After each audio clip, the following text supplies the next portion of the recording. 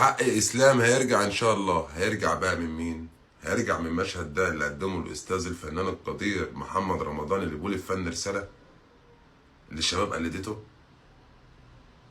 ولا هيرجع بقى من الشباب ديت وهتلبس قمصان نوم زي ما الشاب دي لبس وتصور قدام الناس بحالها؟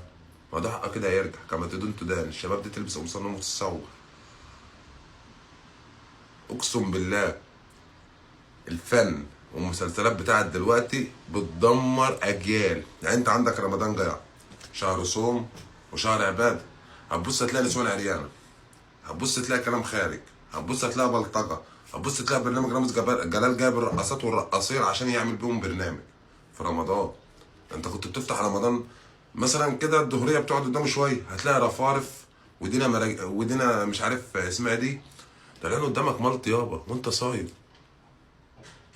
ويطلع واحد ممثل يقول لك ايه احنا لازم نكون متفتحين. متفتحين فين بس يابا؟ فاسلام حقه يرجع باذن الله. بس حابب اقول لك للشباب ديت هيتجدد لهم شهر في شهر في شهر في شهر في شهر، وممكن يعملوا شهاده امراض عقليه اللي هم متخلفين ويخرجوا منها عادي. هذا مجتمع عيشه هتشوف نجاح.